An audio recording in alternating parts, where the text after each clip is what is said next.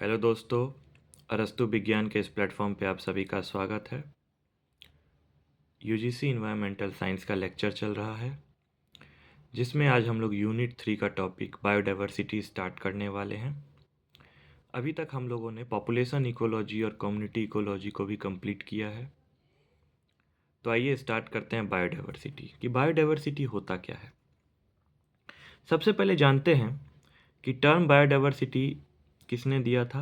Walter जी Rosen ने। Bio का मतलब लाइफ, डाइवर्सिटी का मतलब वैरायटी।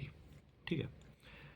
अब बायोलॉजिकल टर्म ऐसा होता है कि उसके नाम में ही डेफिनेशन छुपा रहता है। ठीक। तो बायो का मतलब लाइफ होता है, हम लोग सभी जानते हैं। डाइवर्सिटी का मतलब वैरायटी, वैरायटी ऑफ लाइफ। ठीक। डिफरेंट टाइप्स के लाइफ होते हैं। अब क्या होता है कि biodiversity means A variety of plants, micro organism and animal communities in an ecosystem. मान लीजिए कोई एक इकोसिस्टम है, वहाँ पे बहुत सारे डिफरेंट टाइप्स के प्लांट्स हैं, माइक्रो ऑर्गेनिज्म है और एनिमल्स का कम्युनिटी है। कम्युनिटी इसलिए क्योंकि डिफरेंट ग्रुप ऑफ पॉपुलेशन। ठीक है, रैट्स का अलग पॉपुलेशन है, मॉस्किटो का अलग पॉपुलेशन है, टाइगर का अलग पॉपुलेशन है, ह्यूमन का अलग पॉपुलेशन है। इसको हम लोग कम्युनिटी में जोड़ते हैं। ठीक। ये तो हो गई इंट्रोडक्शन पार्ट। अब आते हैं कि वेरिएशन क्या होता है बायोडाइवर्सिटी में। जब हम मूव करते हैं tropic to the poles, the intent of biodiversity decrease. Tropic, मान लीजिए इक्वेटर होता है, ट्रॉपिक होता है, सब ट्रॉपिक लेवल होता है। ऐसे करते करते हम लोग साउथ और नॉर्थ पोल की तरफ जाते हैं तो बायोडाइवर्सिटी डिक्रीज होता है।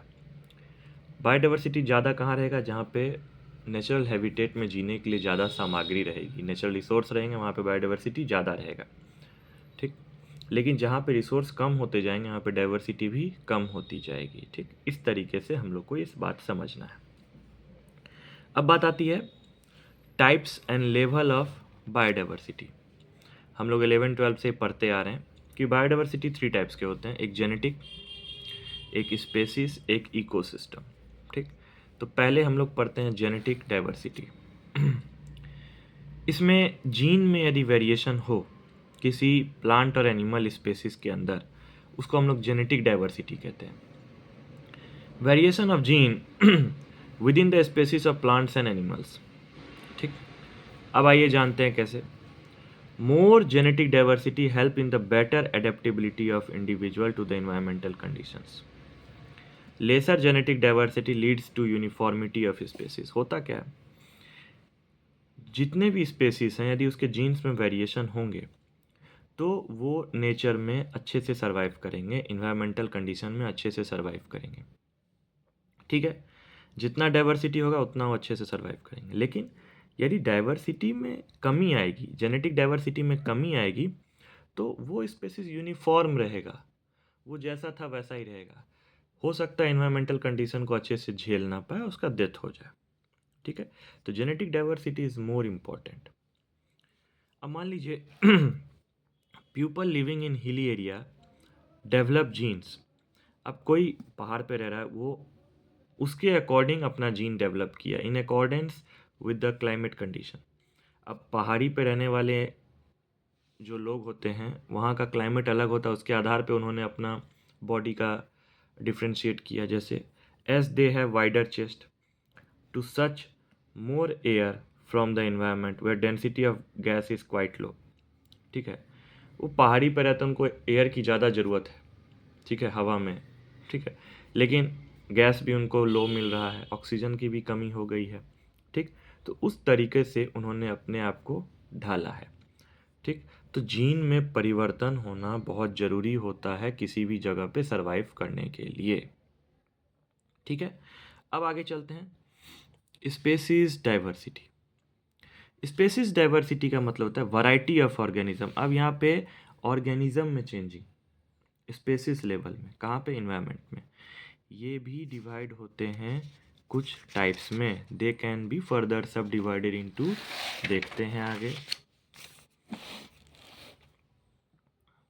Species richness, species special abundance, taxonomic diversity, इसको फाइलोजेनेटिक कहते हैं। ये स्पेसिस डाइवर्सिटी के अंतर्गत आता है। अब देखिए, total number of species in a given region और लोकेलिटी। स्पेसिस रिचनेस का मतलब कोई जगह पे, कोई लोकल जगह पे कितने नंबर ऑफ स्पेसिस है वो टोटल आप जोड़ लो, उसी को कहते हैं species richness. Special abundance, relative number of organism among the species. अब मान लीजिए टाइगर का स्पेसिस है, तो इसमें कितने टाइगर हैं? 15। ठीक, तो ये हो गया स्पेशल अबंडेंस। रैट कितने हैं? रैट ज़्यादा है भाई, 40-45 है, तो वो ज़्यादा है, उसका अबंडेंस ज़्यादा है। ठीक है, उस जगह पे रैट का अबंडेंस ज़्यादा है। अब पॉन्ड में मछली तो बहुत ज़्यादा होते हैं, तो इसको कहते हैं special abundance. Taxonomic diversity is the genetic relationship that exist between various group of spaces.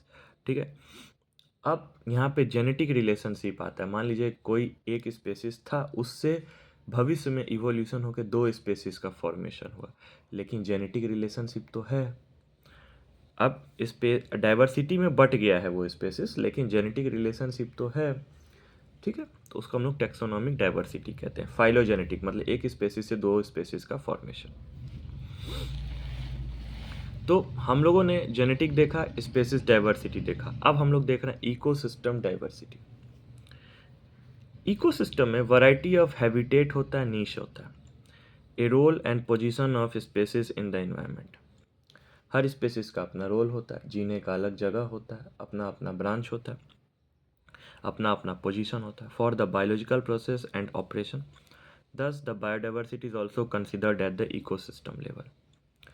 अलग अलग लेवल पे अलग अलग बायोडाइवर्सिटी के स्पेसिस पाए जाते हैं, इसीलिए उसको इकोसिस्टम डाइवर्सिटी भी कहा जाता है। जैसे हैबिटेट के आधार पर देखा जाए, ग्रास लैंड में अलग स्पेसिस रहते हैं, कोरल में अलग पानी वगैरह, डेजर्ट में अलग species, mangrove, wetland, tropical rain forest, इन सब में अलग अलग स्पेसिस पाए जाते हैं।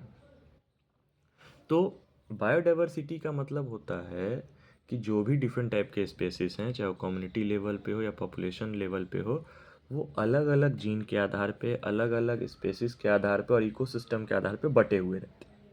ठीक, अब बायोडाइवर्सिटी को बचा के रखना बहुत ही ज़रूरी है। यदि स्पेसिस को बचाना है तो बायोडाइवर्सिटी को बचा के रखना बहुत ही ज़रूरी है। तो इम्पोर्टेंस ऑफ बायोडाइवर्सिटी कंजर्वेशन। ठीक, तो आइए, biodiversity conservation is important for economic growth, poverty reduction. पैसा तो जरूरी है ही, इकोनॉमिक ग्रोथ होना, और पॉवर्टी, गरीबी घटना चाहिए, इसलिए बायोडाइवर्सिटी को बचा के रखना। जैसे अप्रॉक्स 25,000 प्लांट स्पेसीज, ये एक एग्जाम्पल है, are used by the native people to extract traditional medicine. मान लीजिए कोई एक जगह है, नेटिव प्लेस, गांव वगैरह, वहाँ पे बहुत सारे नेटिव पीपल रहते हैं एक साथ, 25,000 प्लांट स्पेसीज है, वहाँ से वो एक्सट्रैक्ट करते हैं मेडिसिन प्लांट से। More than 25% of drugs sold world wide are extracted from plant. कह रहा है कि प्लांट से जो ड्रग्स बनते हैं, मेडिसिन बनते हैं, 25% सोल्ड होते हैं। ठीक है, according to United Nation, majority of the world poor live in rural areas and depend upon wetland, forest, water for their livelihoods. ठीक है, तो एक तरफ तो इकोनॉमिक ग्रोथ हो रहा है, वो बहुत ज़रूरी है यदि सर्वाइव करना है तो।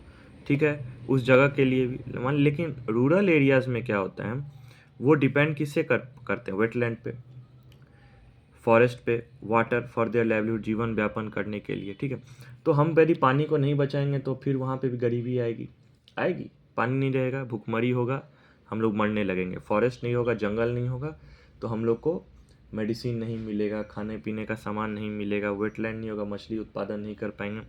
तो बायोडाइवर्सिटी को बचाना बहुत ही ज़रूरी है इकोनॉमिक ग्रोथ के लिए, पॉवर्टी रिडक्शन के लिए। गरीबी भगाएंगे तभी ना इकोनॉमिक ग्रोथ होगा। अब देखिए दूसरा, support the continuity of various ecosystem globally. यदि हम इकोसिस्टम को ग्लोबल लेवल पे ले जाना चाहते हैं तो उसको सपोर्ट करना पड़ेगा। जैसे कि biodiversity play an essential role in ecosystem protection या रिजुविनेशन, मतलब उसको बनाना, उसका प्रोटेक्ट करना। जैसे अमेजन फॉरेस्ट एक एग्जांपल है, can produce approximately 20% of the oxygen on earth through photosynthesis.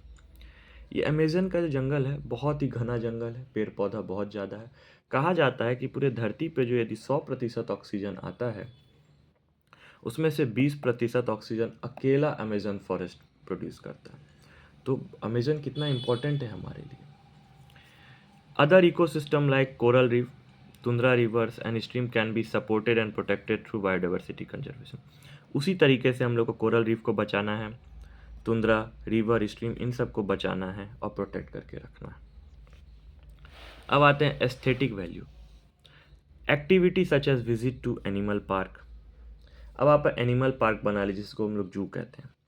वहाँ पे बर्ड वॉचिंग हो रहा है, नेचर देख रहे हैं, art and culture, heritage as well as ways of enjoying and appreciating nature are only made possible through biodiversity conservation. मान लीजिए आप घूमने कहीं जाते हैं छुट्टी वगैरह में, इस जगह पे जाइए, एस्थेटिक वैल्यू देखिए, तो हम बायोडाइवर्सिटी कंजर्वेशन को बचा पाएंगे। तो अपने आने वाले फ्यूचर जनरेशन को ये चीज़ बता पाएंगे कि देखो पहले ये यहाँ पे था, ये जानवर होते हैं, ये आर्ट एंड कल्चर्स है। तो ये भी हमारे लिए बहुत इंपॉर्टेंट होता है।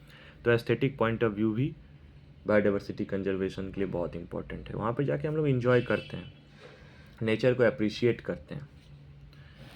Ecological balance, integrity of ecology. Carbon dioxide oxygen का बैलेंस होना बहुत ज़रूरी है। अब मान लीजिए ऑक्सीजन हम लोग लेते हैं, कार्बन डाइऑक्साइड रिलीज़ करते हैं, दोनों में से किसी का भी कमी या ज़्यादा हो गया तो दिक्कत होगा। बायोजियोकेमिकल साइकिल्स, डिकम्पोजिशन, क्लाइमेट, ये सब में एक बैलेंस बने रहना है। यदि इन सब में बैलेंस नहीं बना रहेगा तो बायोडाइवर्सिटी कंजर्वेशन अच्छे से नहीं हो पाएगा।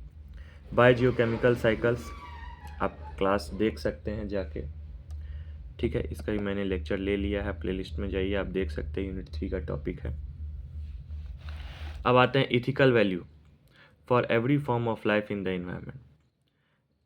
Right suggests that every organism on earth, whether it is valuable to human or not, has an inherent right to exist। देखिए, कोई भी ऑर्गेनिज्म हो धरती के ऊपर, चाहे वो ह्यूमन के लिए वैल्यू हो या ना हो, फिर भी उसे ज़िंदा रहने का ज़रूरी है। हम उसे नहीं मार सकते। होता क्या था कि आज से 30-40 साल पहले या 50-60 साल पहले बोल सकते, राजा लोग क्या करते थे, हंट करने जाते थे अपने खुशी के लिए, अपने शौक़ के लिए, जो कि गलत है। तो एथिकल वैल्यू भी होना चाहिए, किसी को मारना नहीं है, किसी को तकलीफ़ नहीं पहुंचाना है, सब ज़रूरी है हमारे इन्वायरमेंट के लिए। अब आते हैं अदर इम्पोर्टेंस। एक तो ये तो इम्पोर्टेंस चल ही रहा है, लेकिन कुछ अलग importance. Protect fresh water resource, पानी से पाए जाने वाले रिसोर्स को बचाना है। Sustainability of growth, adaptation to different habitat, promote soil formation and protection, maintain food chain in the neighbour, provision of food security. ठीक है, तो आज के लेक्चर में हम लोगों ने देखा कि कैसे हम लोग बायोडाइवर्सिटी कंजर्वेशन को बचा के रख सकते हैं, इम्पोर्टेंस। ठीक, तो आप यदि एकेडमिक एग्ज़ाम की तैयारी कर रहे हो एनवायरमेंटल साइंस से, तो भी उसके लिए भी ये बहुत ही इम्पोर्टेंट है ये टॉपिक। और एक नोट्स के रूप में मैं आप लोग के बीच ये लेक्चर लेके आता हूँ, और ये बहुत जगह से मैंने देखने के बाद, पढ़ने के बाद इसको बनाया है, तो आपको कहीं भी दिक्कत नहीं होगी। और यदि आप सेट की एग्ज़ाम की तैयारी कर रहे हो तो उसके लिए भी ये लेक्चर बहुत ही इम्पोर्टेंट है। और सीरियल वाइज नोट है, आप देख रहे हैं मैं टॉपिक के अकॉर्डिंग नोट्स लेके आता हूँ आप लोग के बीच,